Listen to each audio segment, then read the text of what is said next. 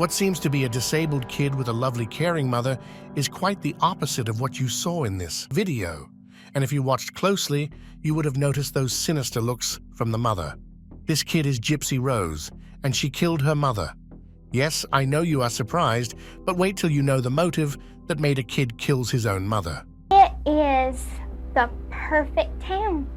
Gypsy Rose, who was born in 1991, was a baby when Dee Dee claimed her daughter had sleep apnea. When Gypsy was 8 years old, Dee Dee described her as suffering from leukemia and muscular dystrophy and said she required a wheelchair and feeding tube. The list of medical problems that Dee Dee related about her daughter would go on to include seizures, asthma, and hearing and visual impairments. Souls who were meant to have been born and raised in Aurora. Due to Dee Dee's actions, Gypsy was prescribed a litany of medications and had to sleep using a breathing machine.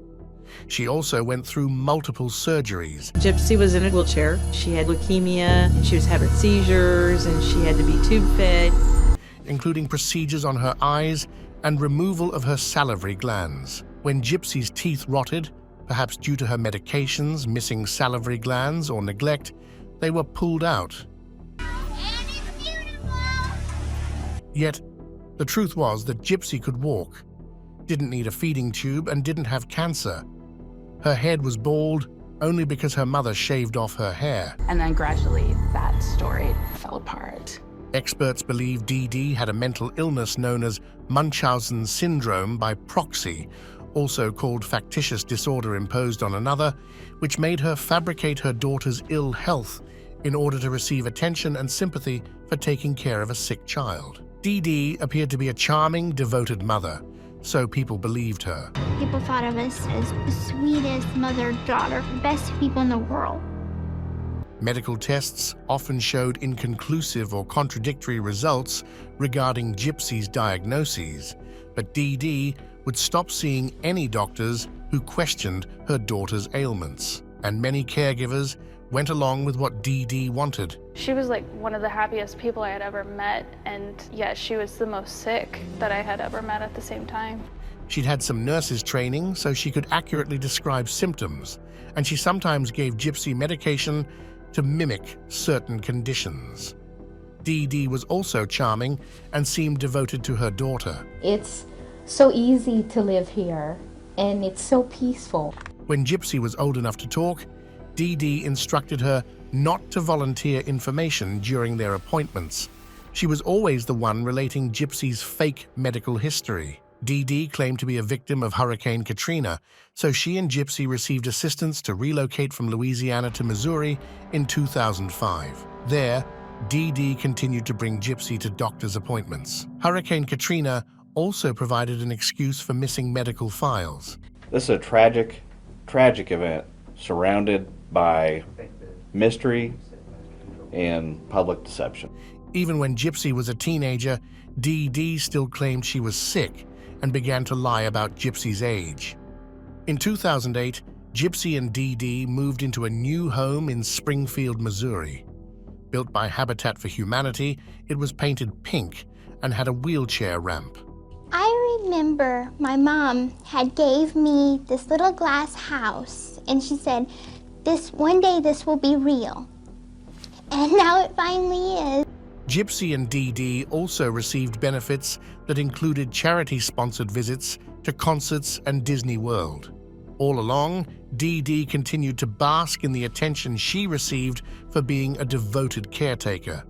When Gypsy was 14, she saw a neurologist in Missouri who came to believe she was a victim of Munchausen syndrome by proxy. However, this doctor never reported her case to authorities. In later interviews, he stated his belief that there wasn't enough evidence to act. In 2009, an anonymous report was made to authorities stating that Dee Dee's accounts of Gypsy's ailments had no medical basis. This resulted in 2 caseworkers visiting their home, but Dee Dee convinced them there was nothing wrong. Probably the biggest concern I had was just this history of cancer. Dee Dee could not give either the diagnosis nor really the length of treatment that she had been on. That was unusual, and to me that was a red flag. As Gypsy grew older, Dee Dee began to lie about her age, going so far as to alter the dates on Gypsy's birth certificate to make her daughter seem younger. But Gypsy was still becoming harder for Dee Dee to control. It had been eating at me for years that I lied to Christy. I hated myself and I hated what I became. In 2011, Gypsy tried to get away from her mother by running away with a man she'd met at a science fiction convention. But Dee Dee soon tracked them down via mutual friends. She convinced the man that Gypsy was a minor, though she was actually 19 at the time. According to Gypsy, Dee Dee smashed her computer and physically restrained her to her bed after they returned home. Gypsy has also stated her mother would sometimes hit her and deny her food. I did, yes, sir. Did she ever catch you walking? She did a couple times. And what did she say or do? She got so upset with me, she would punish me so bad. Like, she started hitting me with a coat hanger and telling me all kinds of mean things. She would tell me that she wished she had an abortion when she had the chance, that I ruined her life, that I have no idea how hard it is to keep up everything she built. Gypsy eventually managed to get back online. She joined a Christian dating site where she met Nicholas Godajon. She told him the truth about her mother's actions and ended up asking him to kill Dee Dee so they could be together. Ignores her mother going behind her back and sets up this online dating profile. She soon connects with this man and pours out her soul. I need to tell you something. I'm no model. I have a medical condition, so I can't walk. I have a chair I use. Is that an issue? Why would that be a problem? You are an angel in my eyes. It will never make any difference in how I see you from the inside out. In June 2015, he came to her house and stabbed Dee Dee while Gypsy waited, ears covered, in the bathroom. Gypsy and Godajon returned to his home in Wisconsin, where they were found by police. Gypsy had twice posted to the Facebook account she shared with her mother, once writing, "That bee is dead." She later explained she made the posts because she wanted her mother's body to be discovered. It said, "The bitch is dead." I instantly took it as their Facebook account had gotten hacked. Then we saw the second one, which said, "And I raped her sweet daughter too." After Dee Dee's murder, many people who'd known Gypsy wondered why she had gone so far as to kill her. Since she could walk, she simply could have exposed Dee Dee's lies by standing up in public. Yet Gypsy had been conditioned to think no one would believe her. She explained, "I couldn't just jump out of the wheelchair because I was afraid and I didn't know what my mother would do. I didn't have anyone to trust." She told me if I was to contact anybody and tell them that she would take a hammer to my fingers. And she had taken handcuffs and a dog leash and tied it together and tied me to the bed. I just don't understand how somebody can do this to their child. You're being set up. Right. Why would she do that to you? I trusted her so much. She told me that she loved me, that she was trying to protect me. The only person I need to protect her from is her. The fact was that Gypsy had spent her entire life being controlled and monitored by her mother. She wasn't allowed to go to school. Although Gypsy was of normal intelligence, Dee Dee told everyone her daughter had a mental age of 7. When they were out in public, Dee Dee constantly held Gypsy's hand, squeezing it when she wanted her daughter to be quiet. My mother told the doctors that I was mentally incompetent. She's got the mind of like a child. Dr. Mark Feldman, an expert in Munchausen syndrome by proxy, said of Gypsy's life and actions, "The control was total in the same sense that the control of a kidnapped victim sometimes is total.